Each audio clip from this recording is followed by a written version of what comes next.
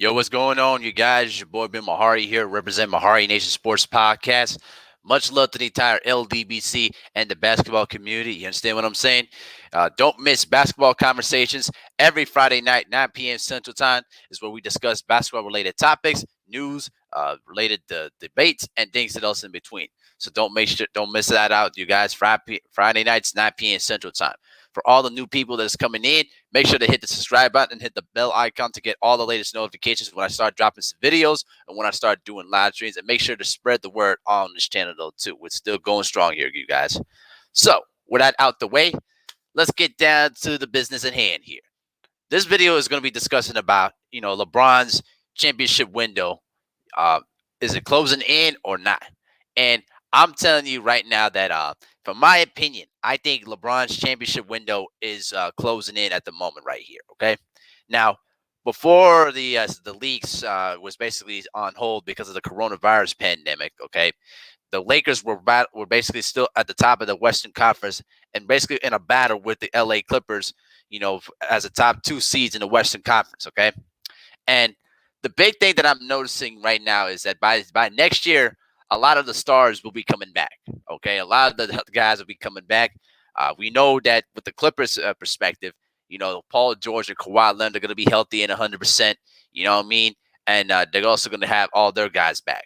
With the Denver Nuggets, they're still going to be in the mix, but they still need to prove something if they're going to make any noise in the Western Conference. Okay, and then the big thing, the Golden State Warriors.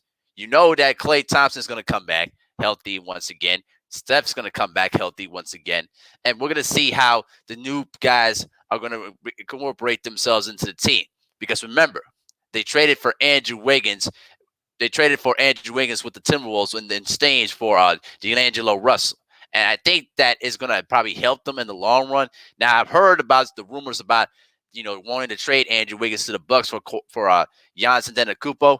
I'm telling you right now, it is not going to happen. The Bucks are not going to be stupid to trade Giannis Antetokounmpo for anyone else. I'm telling you that right now. And Giannis does not want to play in Golden State, but they're still going to be in the championship mix. Now, the San Antonio Spurs are going to be on a decline. You know what I mean? I just think that their playoff years are pretty much behind them, and they're going to have to start rebuilding once again. You know what I mean? And the Dallas Mavericks, I think, in my opinion, they're going to have a good, solid case to probably contend in the Western Conference, though, too, if they get off to a good start next season. Now, we also have to consider the fact that, you know, Durant is going to come back healthy once again. You know what I mean? Coming back from that torn Achilles injury. Kyrie's going to come back healthy once again. You know what I mean? And if they hire Mark Jackson, I think, in my opinion, that's going to really help them in the long run. I think that they're probably going to put themselves in a big mix there. Toronto's always going to be in the mix, especially how Pascal Siakam played this year and how Kyle Lowry performed this year, even in his mid 30s right now. And if they continue to do that, they might put themselves in good contention. The Celtics, as good as they are, in terms of their starting five, they don't have a deep bench that could really help them out, make a deep playoff run. Because if you want to get to the finals, you need to have a bench that's going to give you good minutes. And the bench of the Celtics is suspect, okay? And the 76ers, if they don't get a good coach that could get both Ben Simmons and Joel Embiid to play at the level that is necessary for them to get themselves going in the East, they're not going anywhere. That's just my opinion. That's how I'm seeing it right now, okay? Now, the thing about with LeBron is this. LeBron has always been a superstar that keeps himself committed to staying in shape long term. And that's one of the biggest things you have to really consider because LeBron is entering was 35 years old this past year, averaging 25.7 and averaging 10.6 assists per game, okay?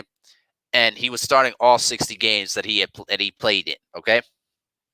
Now, the big thing that I'm going to be looking for is how will the age factor go into play, because by next year he's going to turn 36, and I don't expect LeBron to have like a huge decline in his stats, because I don't see that happening based on how well his body has been able to maintain the same shape that it's been in. Because LeBron, the one thing I always give LeBron is that he commits himself to staying in shape for the long run. You know what I mean? He spends millions of dollars on his body to be able to perform at a high level. And for that, I give him the ultimate respect. but you can't always beat Father Time. And what we've seen in NBA history is Father Time is always going to be undefeated. It did for Kareem Abdul-Jabbar when he was playing into his early 40s, and he was only averaging 10 points per game.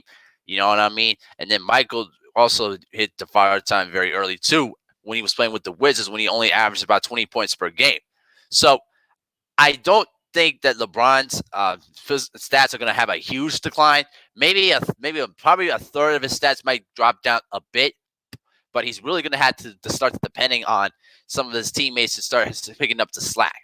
Now, it depends about how Anthony Davis decides to go from here, because he did not sign the contract extension with the Lakers, and that's big because right now, if he would have signed a contract extension at the moment, he was still getting paid and he would still play with the Lakers. But unfortunately, he didn't do that, and nobody knew that this pandemic was going to shut everything down. So we don't know how the free agency market's going to look like when it's all slowed down a bit. Okay, and we don't know if Anthony Davis is going to stay long term either. So if LeBron and AD do not stay together in Los Angeles, and they don't win the championship by next year, I think that this would be it. I think that LeBron is going to probably just be worried about, making history, but, bolstering his stats and probably get to as the all-time leading scorer in NBA history. You know what I mean? And he's right now, I think he's third on the all-time scoring list. I think so. The last time I checked, I think he was the third on the all-time scoring list. You know what I mean? I think that. Oh yeah, yep, he is third behind Karl Malone, and he's getting closer to Kareem right now. LeBron's got 34,000 and 87 points, and Kareem has 38,387. Karl Malone has 36,928 points. So he would have to average at least about maybe 25, 27 points per game to maybe get closer to beating Kareem's scoring list. But if if LeBron cannot win a championship in Los Angeles, you best believe that the Lakers are going to try to, you know, put him on the trade market and see what they're going to get out of him, because you're always going to find one suitor that's going to take LeBron James, because you're not passing up the best player one of the best players in the NBA right now. Okay, and I think that his probably another best chance is maybe with the Knicks, if that organization with Chris Paul works out for him. If the Knicks get Chris Paul with LeBron James, all right, then I think it also combined with uh, Mr. Mr. Barrett, and also with Mitchell Robinson too. I should say RJ Barrett. Okay, I think that the Knicks could be the next destination for LeBron James too, if he decides to, if things do not work out in Los Angeles. Because remember, the Lakers have been waiting for a championship since 2010. It's been nearly 12 years since I should say, maybe I should say 10 years since their last championship. Okay, and they've been waiting for a championship for a decade. So I know that the Lakers are not going to be patient anymore. If they don't win the championship this year with LeBron and AD, I think that the Lakers are gonna break this up, and they're gonna have to start over from scratch and probably just start putting them on the trading block and try to assemble some young assets to try to keep the team at a competitive base.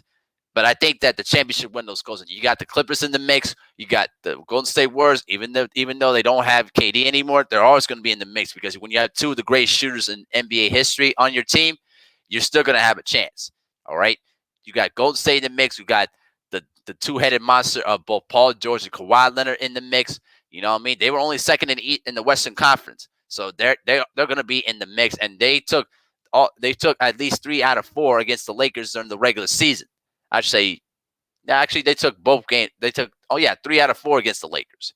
And so against that aspect, I think that the Clippers right now are my favorites to come out of the West. I just don't trust the Lakers to put themselves in the mix, because when it comes down to their depth and when it comes down to their quality of their players, they have really good players. But the problem is LeBron does not let them produce what they're capable of. If Kyle Kuzma was playing for other teams right now, he would be averaging at least 20 points per game, because he's a high volume scorer. He's not a spot up shooter that you're going to have to ask him, to spot up on the perimeter and shoot threes. He needs the ball to work. That's why the combination with LeBron and Brandon Ingram did not work. All right.